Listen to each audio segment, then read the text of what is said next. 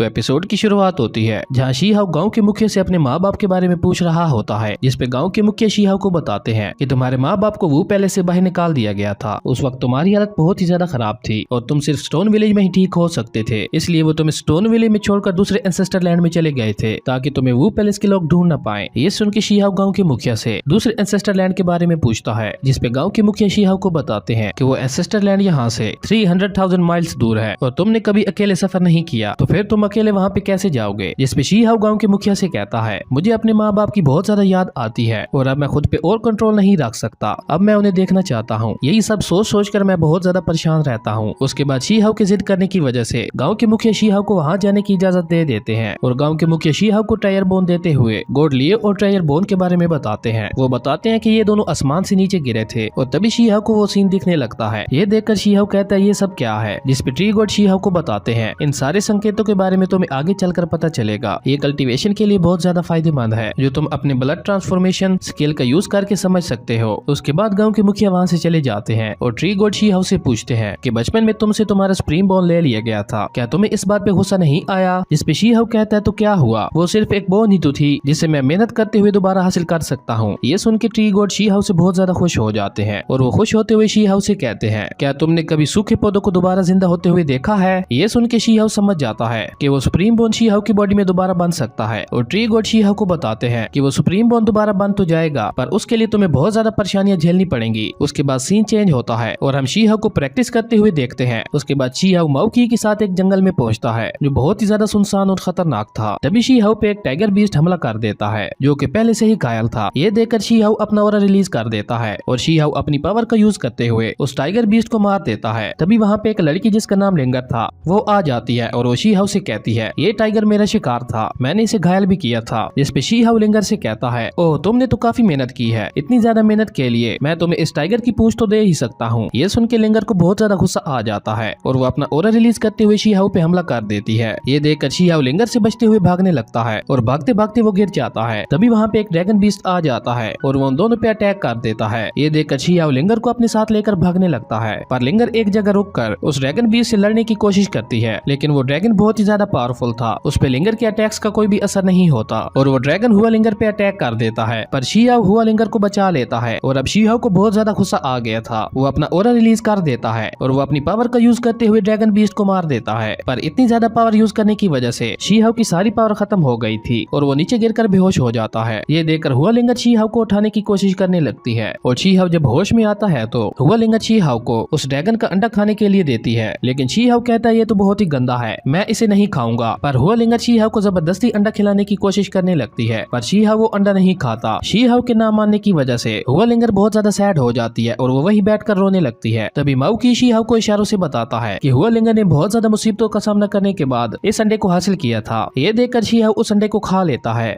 और वो हुआ लिंगर से कहता है इसका टेस्ट तो वाकई बहुत ज्यादा अच्छा था। और उसके बाद शी हाउ उस अंडे के अंदर गाँव के मुख्य द्वारा बनाए गए एक स्पेशल मिसालों को उस अंडे के अंदर डालकर हुआ लिंगर को खाने के लिए देता है। उसके बाद शाओ बाई और माउकी को दिखाया जाता है जहाँ शाओ बाई अंडे को खा रहा होता है, लेकिन माउकी उस अंडे को लेकर वहाँ से भाग जाता है। ये देखकर शाओ बाई माउकी के पीछे भागता है पर इतने में माउकी उस अंडे को खा लेता है। तभी वहाँ पे एक ईगल बीस्ट आ जाती है और वो उन सब पे अटैक कर देती है। ये देखकर शी हाउ हुआ लिंगर और अपने साथियों के साथ वहाँ से भागने लगता है और शी हाउ कहता है आखिर ये चिड़िया हमारे पीछे क्यों पड़ी है। जिसपे हुआ लिंगर शी हाउ को बताती है, हमने अभी इसी चिड़िया का अंडा तो खाया था, इसी वजह से ये चिड़िया हमारे पीछे पड़ी हुई है। ये सुन के शी हाउ शाओ बाई को और तेज भागने के लिए कहता है पर वो चिड़िया उनका पीछा करना नहीं छोड़ती। वहीं भागते भागते शी हाउ को एक नदी दिखती है जिसे देखकर शी हाउ शाओ बाई को उस नदी में कूदने के लिए कहता है। ये सुन के हुआ लिंगर शी हाउ से कहती है अगर हम इस नदी में कूदे तो हम जम जाएंगे और जम जाने की वजह से हमारी मौत भी हो सकती है क्योंकि टाइम रिपर एक बर्फीली नदी है। पर बचने का और कोई रास्ता भी नहीं था, इसलिए शाओ बाई उन सब को लेकर नदी में कूद जाता है और वो चिड़िया उनको नदी में पकड़ने की कोशिश करती है पर बर्फीले पानी की वजह से वो उस नदी में नहीं जा पाती। वहीं नदी के अंदर जाते ही हुआ लिंगर बेहोश हो जाती है जिसे शी हाउ संभालने लगता है और वो सभी नदी के अंदर डूबने लगते हैं। और इसी के साथ हमारा ये एपिसोड यहीं पे खत्म हो जाता है। अब नेक्स्ट एपिसोड में देखना इंटरेस्टिंग होगा कि शी हाउ खुद को और अपने साथियों को कैसे बचाता है। अगर आपकी वीडियो अच्छी लगी तो लाइक कर दें और अगर चैनल पे नए आए हो तो सब्सक्राइब करते जाना। तो मिलते हैं एक न्यू वीडियो में, तब तक के लिए बाय।